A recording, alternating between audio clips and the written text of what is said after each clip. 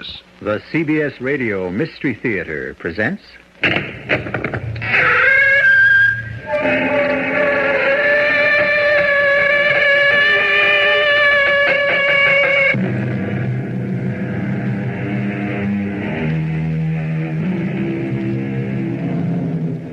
Come in. Welcome. I'm E.G. Marshall. Wickedness, said Ben Jonson, is always easier than virtue, for it takes the shortcut to everything. But that's only one kind of wickedness, the quick, open, obvious wickedness, like snatching a purse. There's another kind of wickedness, the slow, scheming, devious wickedness that silently coils on itself like some gigantic serpent and waits with infinite patience for exactly the right moment to strike. You wouldn't commit murder? Why not? Because you and I are friends. Oh, I like you, Mr. Markowitz. I like you a lot. But business is business. But you're asking me to commit a crime. No, I'm only asking you the following question. Would you rather be dead and poor or alive and rich?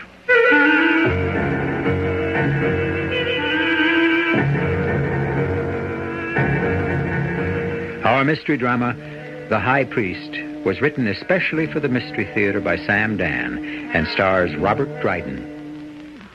I'll be back shortly with Act One.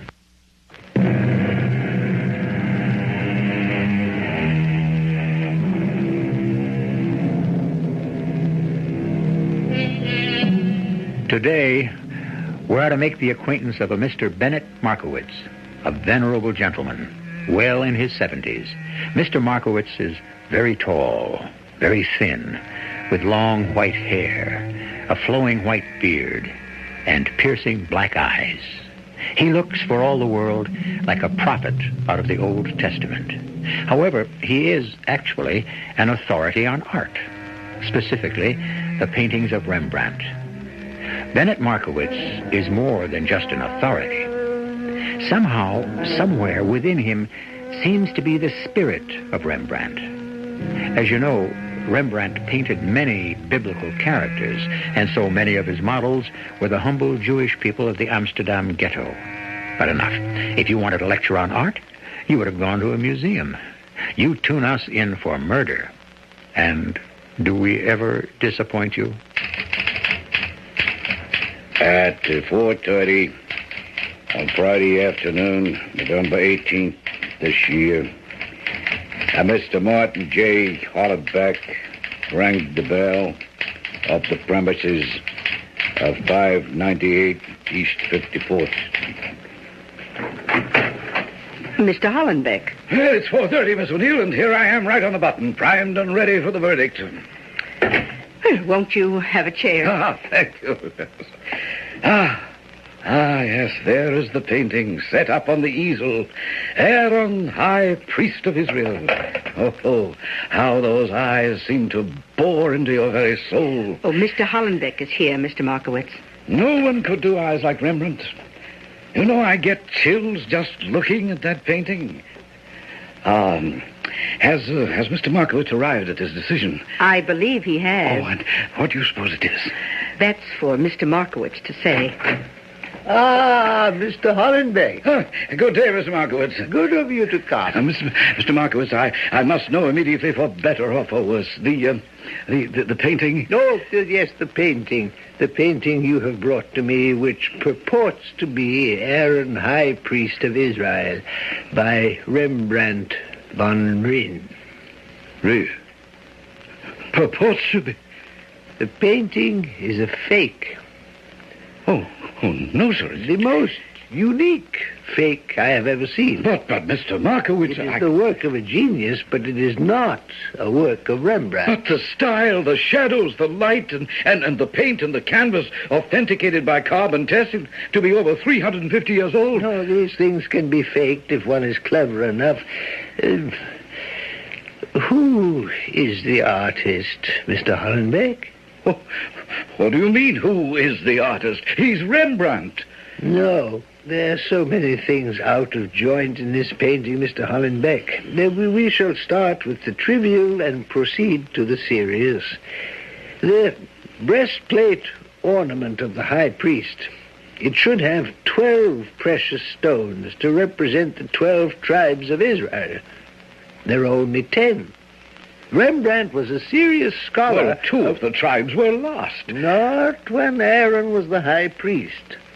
Now, the face on the left, it's Ephraim Bonus, who was also painted by Rembrandt. Yes, but it's a known fact that Rembrandt used actual people in the Amsterdam ghetto as his models. Not Mr. Bonus, who was a wealthy merchant.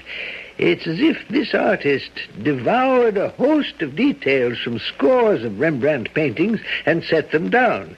However, I might still accept it as a Rembrandt, were it not for one thing. Oh, yes? A painting is more than form and line and color arranged on canvas. A painting that lives has something above and beyond all that. It has the breath of life, the spirit that the artist has breathed into it. Surely there's spirit in this painting? Yes, of course. But it is not the spirit of Rembrandt. The spirit which animates each artist's work is so uniquely his own. You see the things I have in this room? It was not necessary for Franz Hals to sign that portrait. We know, beyond the shadow of a doubt, that this dish was created by Cellini. On another level, this beautifully embossed matched set of pistols embodies the spirit of Hans Rasmussen. Mr. Markowitz, it's almost sundown. Well, oh, yeah, but thank you. Mr. Hollenbeck, I fear I can only reiterate my statement. This painting is not the work of Rembrandt. Well, perhaps, but... I'm also sorry that I must terminate our discussion. The Sabbath is about to begin, and it is not permitted to do or even to talk about business. The Sabbath? I'm an Orthodox Jew. I fear we have nothing more to talk about.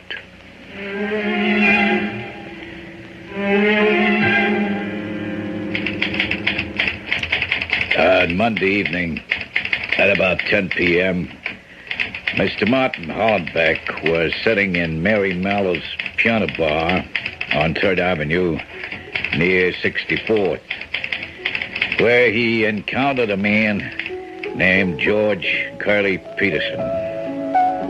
Hello there, Holly. Oh, do I know you? You look at this bald head and you don't remember me. Why, it's Curly Peterson. Hey, that's right, Curly. Number 325-289, and you were number 325-276 when we were guests of the state. I never forget a number. What are you doing now, Curly? Oh, listen to that. You? Me? I thought I was sitting on top of $1 million. A mill, huh? Now I have a painting. Could a painting be worth all that dough? If it's by Rembrandt. Is it by Rembrandt? It could be, but... Yeah, here comes Mr. Buck. Yeah, I'm going to lose out. Well, maybe you had no business in the Fine Arts Dodge anyhow. Why not? I prepared myself. Oh, yeah? Well, I took courses. I went to adult education classes. I studied speech, diction, so I wouldn't sound like some illiterate mug. And art appreciation. Go ahead, ask me any question on the Renaissance. I wouldn't know where to begin. Well, I picked up all the basics, believe me, the patter, and, well, beyond that, it's every man for himself. Yeah, sounds to me like you set the pitch a no-hitter. No, I'm going to be knocked out of the box. Deal me in. I'll make it work. Okay.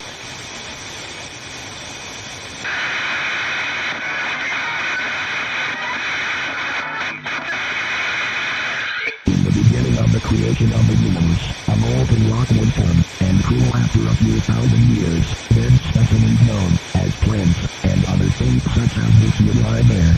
Then a few million years would pass. The highest mountains would form, and the lowest dumps would form as well. Then specimens from the waters would dissolve to walk red. They would later become what are known as humans, but before them, there were creatures so giant that the earth locked on each of their footsteps. They are now known as dinosaurs. A few million years after the dinosaurs had died, humans would populate many parts of the earth. One by one, civilizations were born. One of these civilizations were known as Catholics/Christians. These civilizations would form the new Son of God, a merciful and forgiving God. They would write scriptures of the way that God had wanted mankind to exist. These scriptures were known as the Bible. It's said that the reason we have the ability to tell evil from good is because of a woman named Eve. She and her husband Adam were created by God. They were noted to be the first humans in the Bible. And in the Bible, it says, God had given Eve and Adam one simple rule. They may have whatever they want, but do not touch the apple tree in the middle of the Garden of Eden.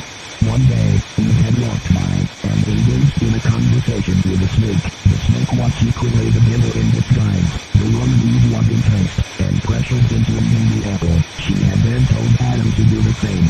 Then, as it is said later on in the Bible, be not afraid, said the figure of light, for I have come with a gift from God himself. The woman stood up in shock and fear. Who might thou be? The woman asked, be not afraid, for I am the angel Gabriel, for I come bearing great news from the Lord. You shalt have a baby boy, who shalt be the Son of God! The woman, who was referenced, was Mary, the mother of Jesus Christ. The Bible would go on to talk about his miracles, and other nonsensical things. But this brings into the question, what does this have to do with anything? Well, as many Christians believe, that at the end of time, the rapture shall happen. The rapture is described to be an abduction of every Christian in the earth and brought to the heavens for eternal life. We believe that this may be happening on this earth right now, as many people have reported hearing sirens and trumpets playing quite loudly in the skies, and that blood rain has poured everywhere. What should you do in this situation? You should find an immediate bunker that would be used for nuclear winter. We also advise bringing supplies with you. The following supplies should not be brought in all: a television, a mirror, and a radio. Failure to comply with the warnings shall end in possible death and or imprisonment.